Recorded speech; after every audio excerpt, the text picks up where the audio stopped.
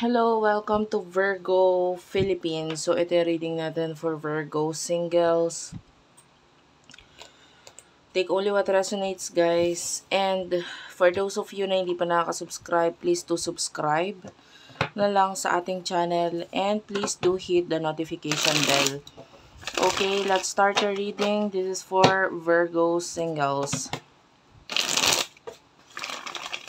Messages for Virgo singles, please. Virgo singles, please.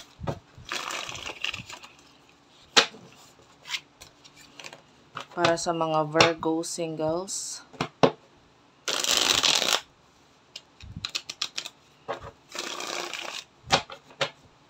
Para sa mga Virgo singles, please.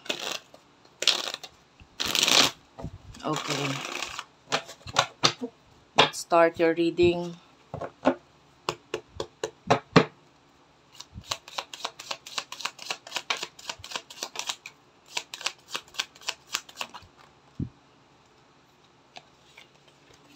Okay, you do have your Knight of Swords,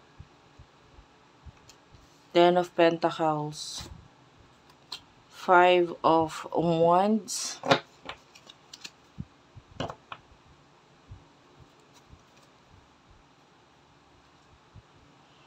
nakakita tayo dito ng magandang, mabilis actually, na flow na money para sa'yo. Ang problem lang is may mga pag-aaway. So, for example, sa isang trabaho, sa career, sa trabaho, sa negosyo, no, medyo magiging mas maganda yung flow niya ng pera, yung dating ng pera, even pagta-travel is malaki ang posibilidad. Pero may mga pag-aaway nga na maaaring maganap.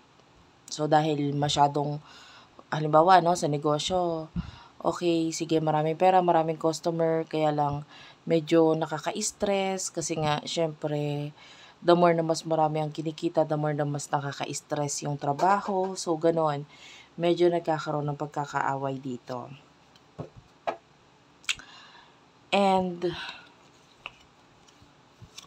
especially if you are already stable. Kasi may mga nakikita kong stable Virgos dito. Sorry about that, guys. Naalog ko yung camera.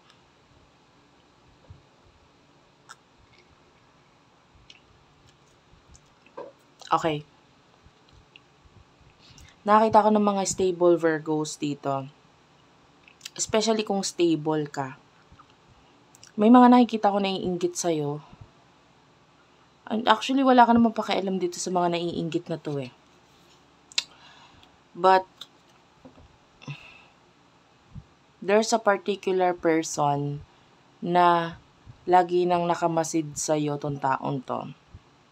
And gusto niya ng commitment kasi nakikita niya stable ka eh. Ikaw yung tipo ng taong hindi ka pang flirt lang, hindi ka pang ganto-ganto lang. Kasi stable ka na, you know, if I want, kumbaga, ang thinking nitong taong to, if I want someone na makakakommit ko lang rin naman, or makakasama ko habang buhay, doon ako sa may pangarap din sa buhay. And that is you. Nakikita ka nitong taong to. But anyway, yung iba sa inyo hindi mo pa alam ito kasi it's like a secret admirer na nakakapansin na sa stability na meron ka. And hindi sabihin na natin hindi siya naman nahuhulog sa pera mo, hindi naman ganoon. But rather sa galing mo, sa talento mo, sa husay mo. Kasi parang bihira para sa kanya makakita ng ganyan. Okay?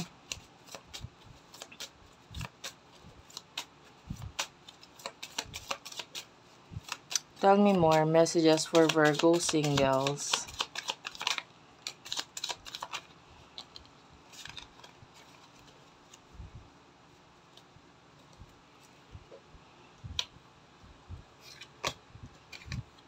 The Star, Knight of Pentacles, Justice. Okay.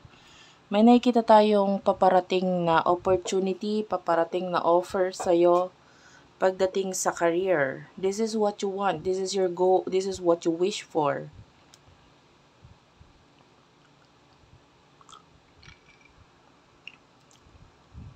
Sorry about that. Inom ako ng inom guys. Sobrang init ngayon. Alam niyo naman yon.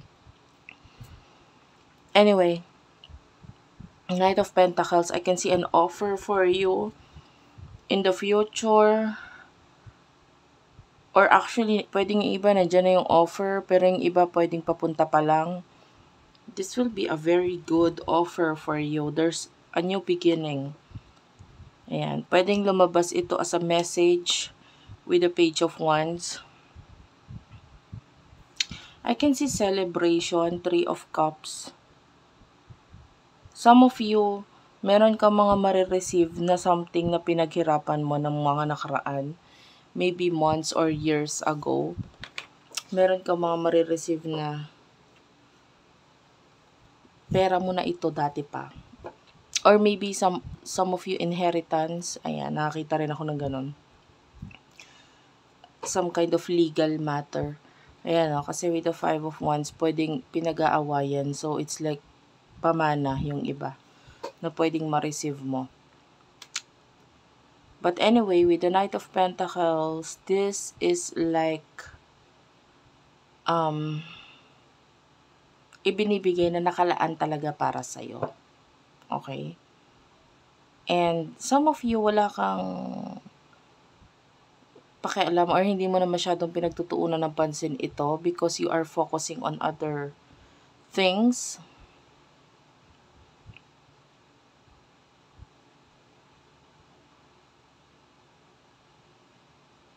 I'm feeling like, you know, Virgo is an earth sign, You have to keep your, if you own a plant, plantito, you have to water these plants.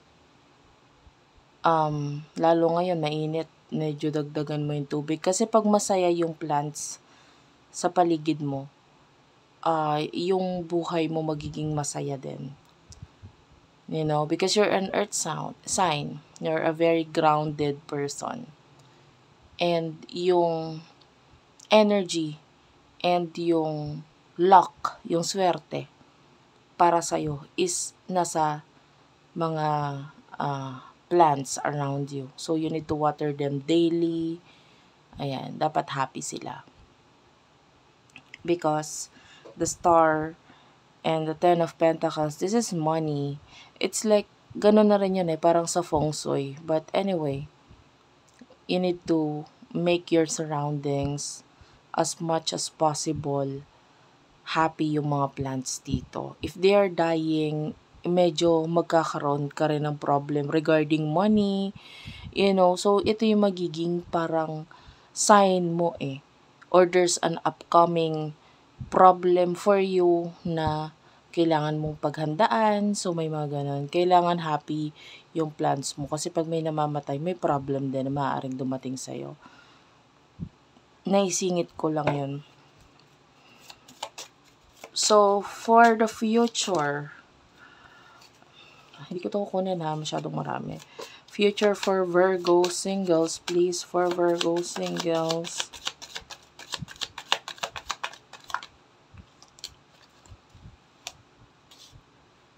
Six of Cups is here. Eight of Wands and Four of Pentacles. I would like to clarify this Eight of Wands, please. Oh. Guys, ang daming magkakagusto talaga. Ang daming nagkakagusto sa'yo, madadagdagan pa. Yung iba sasabihin, wala man nagkakagusto sa akin. Meron, kaya lang nahihiyang lumapit. Kasi nga, you are, you know, the kind of person na parang hindi basta-basta pwedeng lapitan. Pero kung meron namang mga lumalapit, meron pang iba pang dadagdag. Wow. Diba?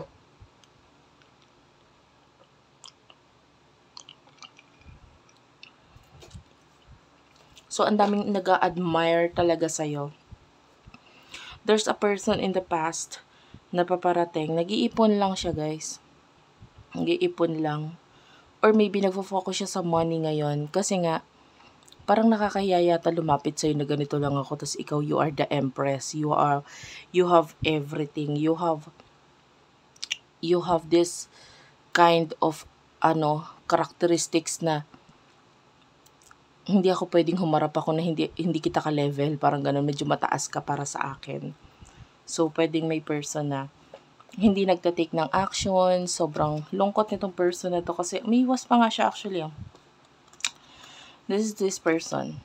And can you see the card? It's like a person lying down. There's stagnant energy sa person na to, walang action. Kasi sobrang nalulungkot siya, nasasaktan siya. Bakit? Kasi kailangan niya umiwas eh. Kasi, pero naghihintay siya with the hangman ng opportunity sa'yo. Pero marami pa kasi siyang problema ngayon. Especially usaping pamilya. Pero this past person gusto niyang makipag-reconcile sa'yo.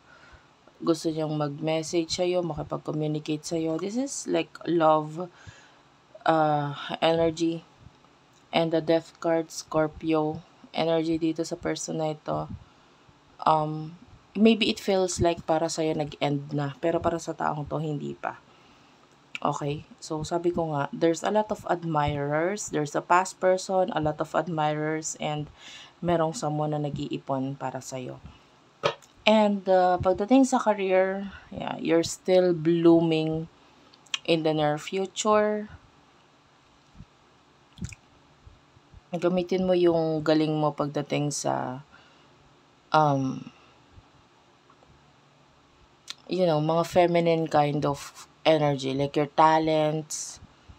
Magaling kang magluto, gamitin mo yon. Magaling kang, you are very artistic, gamitin mo yon. More like yung mga talento na meron ka na inborn. Kumbaga, pinanganak ka ganyan na alam mo na yung mga talent na yan, gamitin mo yon. Magaling kang kumanta, ilabas mo yon. Huwag mo itago. Bukod sa marami nag-a-admire sa'yo, na-attract mo rin ka sa yung luck and money kung ilalabas mo ito. Okay? Yung some of you, pwede mo pang pagkakitaan yung mga yan. Thank you for watching. I love you all. Please do like and subscribe to our channel. Unicorn Princess Tarot, Madam PTV, Virgo, Philippines. Tapit Hapon TV, Water Sign, Philippines. I love you all, guys. Thank you for watching and bye-bye.